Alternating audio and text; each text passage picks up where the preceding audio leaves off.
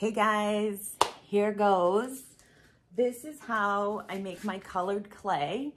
I just made a batch of the blue color that you can see here.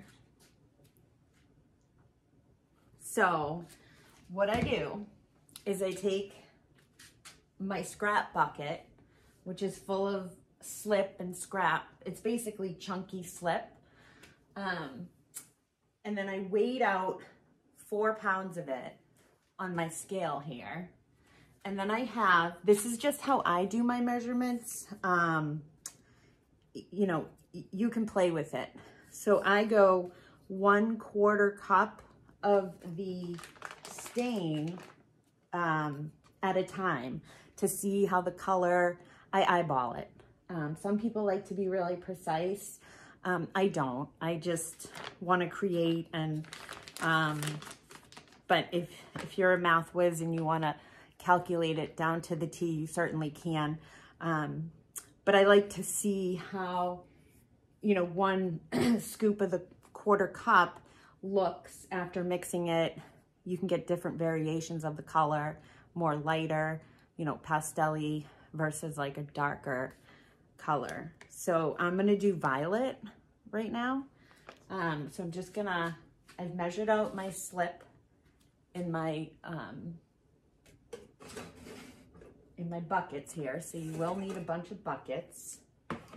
And now I'm just going to add 1 scoop, 1/4 cup of this violet.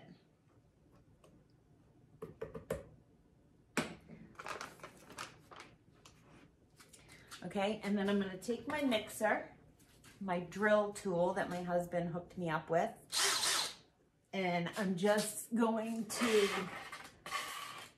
mix. I'm gonna hold it with my feet and just start mixing.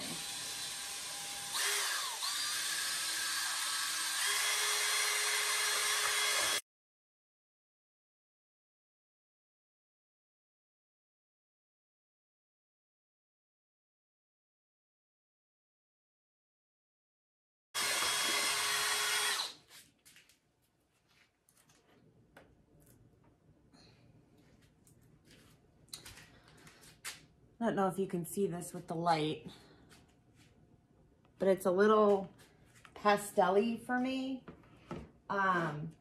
In the color, I have some like mold, some dark gray in my B-Mix slip bucket because it's old. So, but that's okay. It burns out in the kiln, but it can throw off my eye with the color of the slip that I'm making. So I'm gonna add another 1/4 cup.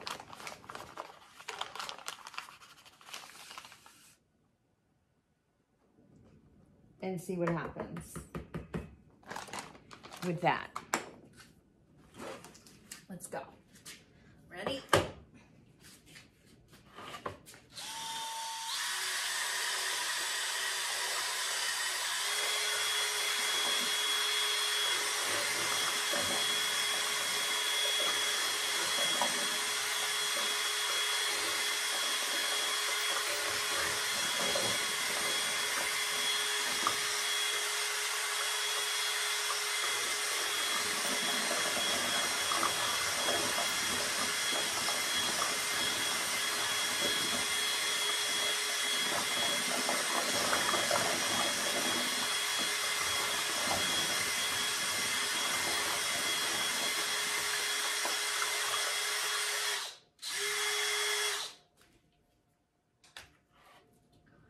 So I think I'm pretty happy with this purple. It looks like the color I'm trying to achieve, and it looks like the same color that's in the bag. I'm hoping you can see this. So I'm happy with that. I probably will mix it some more because it's a little chunky still, but I don't want to have the whole video be mixing. So I'm gonna mix up 6 colors, and I have buckets you're gonna need buckets. On these smaller ones, obviously, I'm gonna do a smaller batch. So I'm just picking the colors for the bigger batch, the 4 pounds. I'm gonna pick my favorite colors. So I have yellow. I got these from Bailey Ceramic Supply online.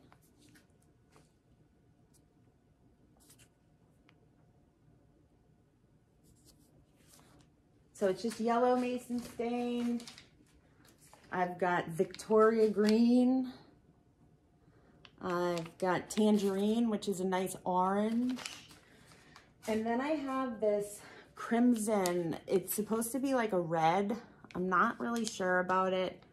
The last firing, I have a feeling that this one may have turned a little brown, but I think it's also might be the clear glaze that I was using. So I'm gonna try a zinc-free clear this time and see if that works.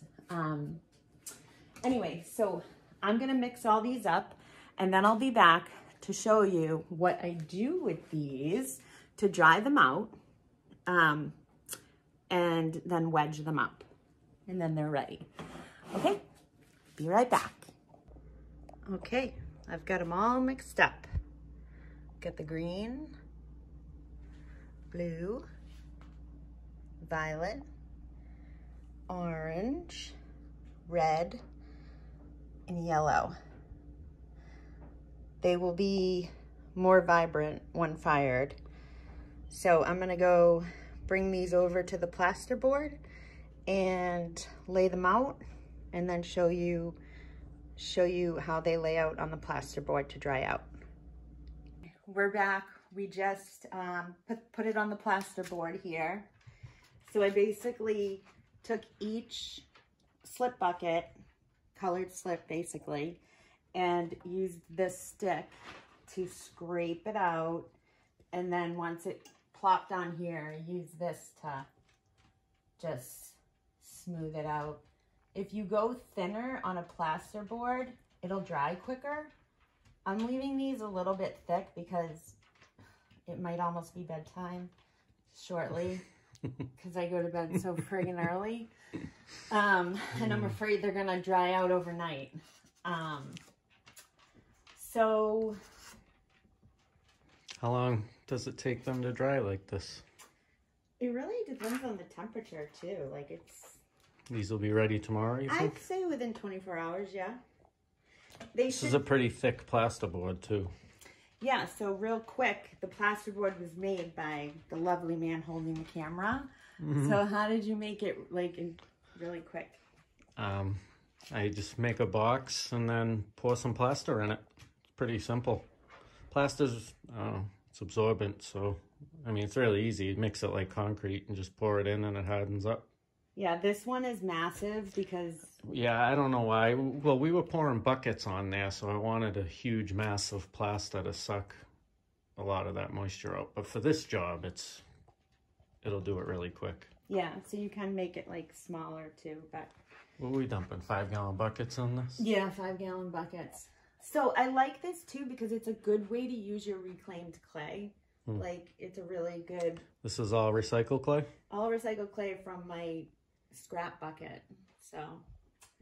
So we'll come back in the morning and peel these off, wedge them out, and they'll be ready to throw. So I'll be back in the morning to show you. Stay tuned. Okay, you're live. Okay.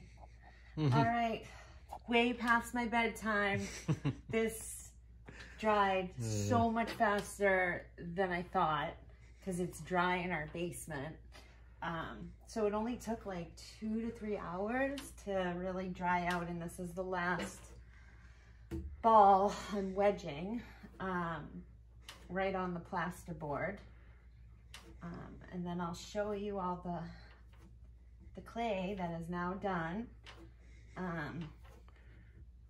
There are other ways to do this. There's plenty of videos on YouTube.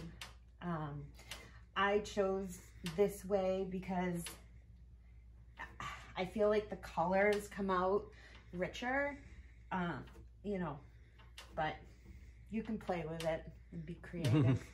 Maybe you'll find a better way. But I'd love to hear your comments and, you know, see if you like the video, and you can always subscribe, give us a like. All right, we'll take you over to where the clay is. Okay. This is my pottery shop. We share a workspace if you can't tell. All right, so we've got the lavender, I guess. I can't remember the name of it. Purple. Purple, thank you. Blue, yellow, orange, red, and green. And again, they're gonna fire way brighter than this. And I will do a video next on like making pieces with this. So much fun, like so much fun.